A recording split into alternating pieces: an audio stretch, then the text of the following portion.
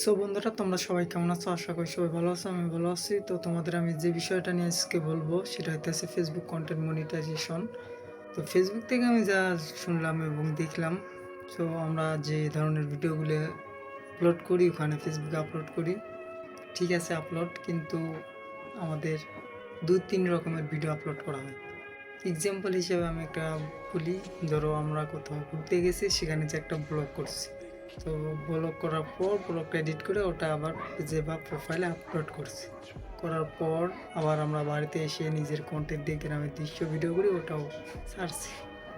এটা দুইটা কিন্তু ব্লগের মধ্যে পড়ে না, মানে ভিন্ন ভিন্ন কিন্তু ভিডিও হয়ে যায়। তখন আবার নিজের কন্টেন্ট দিয়ে ভিডিও করি, নিজের ফেস দিয়েও ভিডিও করে আবার ওই ভিডিওটাও আপলোড করি। এই যে 3 রকমের ভিডিও আমরা আপলোড করলাম। আবার কোনো জায়গায় যদি দুর্ঘটনা ঘটে ওখান থেকে আমরা ভিডিও করে আবার পেজে আপলোড করি।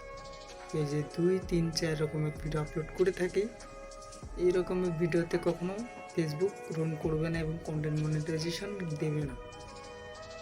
তো এইগুলো থেকে আমাকে দূরে থাকতে হবে, এক কন্টেন্ট ভিডিও ছাড়তে হবে। আবার কেউ হচ্ছে কুকিং নিয়ে ভিডিও করে, খাবার তৈরি, এগুলো ঠিক আছে, কুকিং নিয়ে চলবে।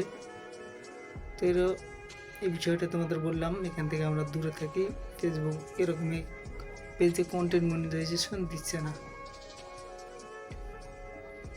সো বন্ধুরা, ভিডিওটা কেমন লাগলো অবশ্যই কমেন্টে বলে যাবেন।